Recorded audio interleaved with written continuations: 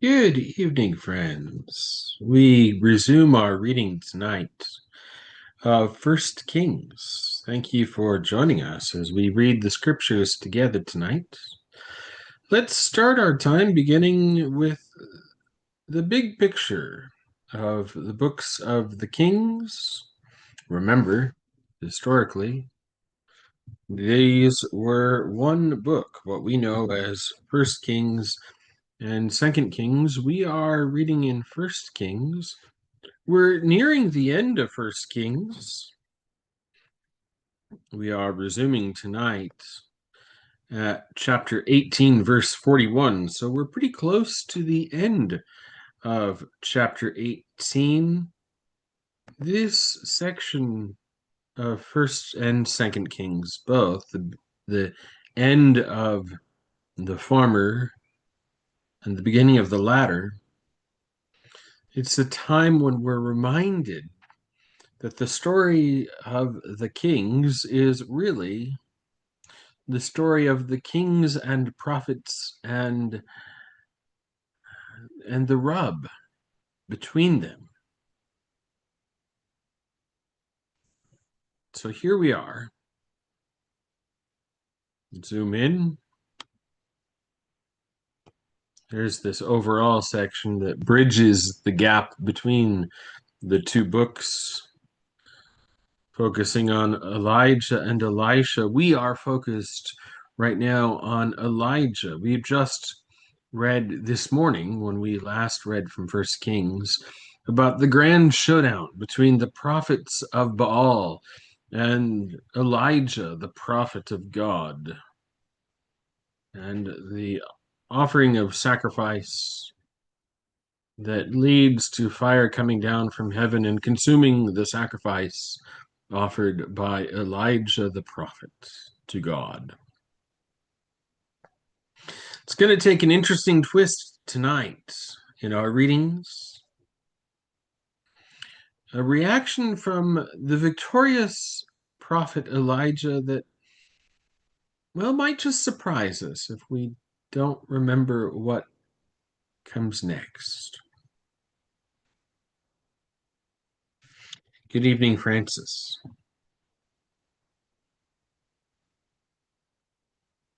So, friends, with that as an introduction, let's jump into the text. I'll be reading from the left-hand column, which is the complete Jewish Bible. The right-hand column has the text as it is found in the New Revised Standard Version Updated Edition. So we've got a Christian Bible on the right column, a Jewish Bible on the left. I'll be using the Christian Bible text mostly to point out the discrepancies between the names of persons, places, and things in Jewish biblical tradition as opposed to Christian biblical tradition. And yes, they don't always match up. So, verse 41 is our resuming point tonight. Let's read.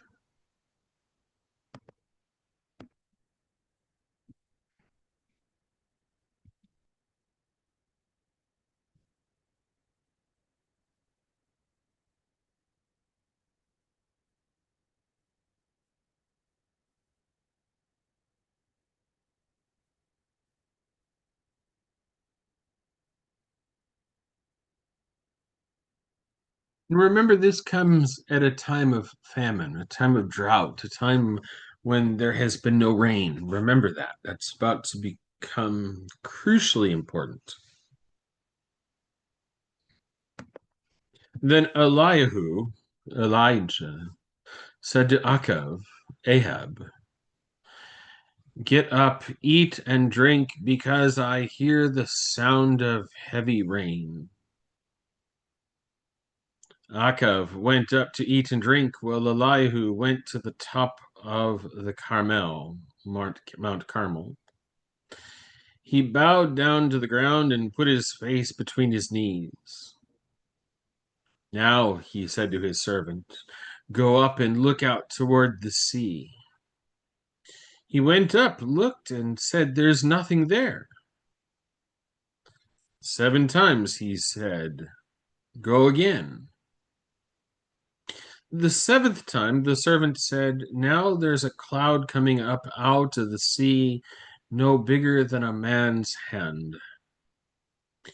Elihu said, "Go up and say to Achav, 'Prepare your chariot and get down the mountain before the rain stops you.'"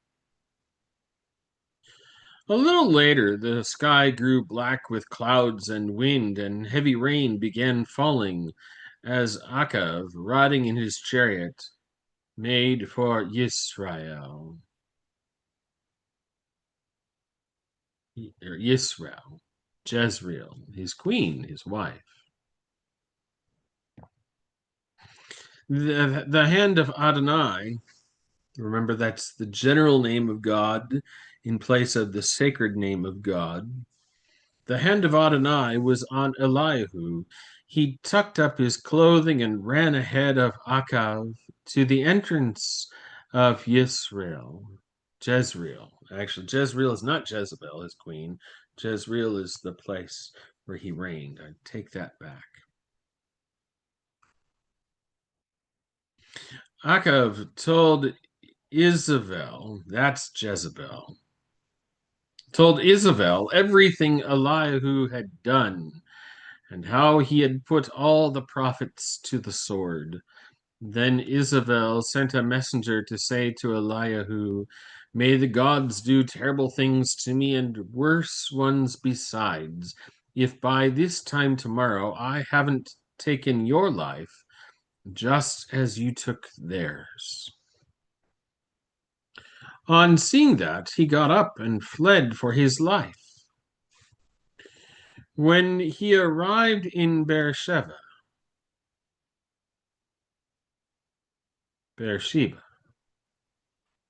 in Yehuda, Judah, he left his servant there. But he himself went a day farther into the desert until he came to a broom tree. He sat down under it and prayed for his own death. "Enough," he said. "Now, Adonai, take my life. I'm no better than my ancestors." Then he lay down under the broom tree and went to sleep. Suddenly an angel touched him and said to him, "Get up and eat." He looked, and there by his head was a cake baked on the hot stones and a jug of water. He ate and drank, then lay down again. The angel came again a second time, touched him, and said, "Get up and eat, or the journey will be too much for you." He got up, ate and drank, and on the strength of that meal traveled 40 days and nights until he reached Horeb, remember that's also Sinai, the mountain of God. There he went into a cave and spent the night. Then the word of Adonai came to him. He said to him, "What are you doing here, Elihu?" He answered, "I have been very zealous for Adonai, the God of armies, because the people of Israel have abandoned your covenant, broken down your altars, and killed your prophets with the sword. Now I'm the only one left, and they're coming after me to kill me too." He said, "Go outside and stand on the mountain before Adonai." And right then and there Adonai went past. A mighty blast of wind tore the mountains apart and broke the rocks in pieces before Adonai. But Adonai was not in the wind. After the wind came an earthquake, but Adonai was not in the earthquake. After the earthquake, fire broke out. But Adonai was not in the fire. And after the fire came a quiet, subdued voice. We know this mostly. You see the difference between the texts. Our Christian text says the sound of sheer silence. So a little bit of a difference between quiet, subdued voice and sheer silence, isn't there? Interesting thing to point out. Verse 13, when Elihu heard it, he covered his face with his cloak, stepped out, and stood at the entrance to the cave. Then a voice came to him and said, "What are you doing here, Elihu?" He answered, "I have been very zealous for Adonai, the God of armies, because the people of Israel have abandoned your covenant, broken down your altars, and killed your prophets with the sword. Now I'm the only one left, and they're after me to kill me too." Adonai said to him, "Go back by the way of Damascus desert, the wilderness of Damascus. When you get there, anoint Hazael, to be king over Aram. Also, anoint Jehu, the son of Nimshi, Jehu, to be king over Israel, and anoint Elisha, the son of Shaphat, of Aval Makola, of Abel Mahola, to be prophet after you. Jehu will kill whoever escapes the sword of Hazael, and Elisha will kill whoever escapes the sword of Jehu. Still, I will spare 7,000 in Israel, every knee that hasn't been bent down before Baal, and every mouth that has not kissed him. So he left and found Elisha, the son of Shaphat. He was plowing with 12 yoke of oxen. He himself was behind the 12th. Elihu went over to him and threw his cloak on him. He left the oxen, ran after Elihu, and said, "Please let me kiss my father and mother goodbye, then I will follow you." He answered, "Go, but return because of what I did to you." No, that also is a significant difference from what we read as Christians. Go back again, for what have I done to you? That's not in the Jewish biblical text. Go, but return because of what I did to you. Interesting.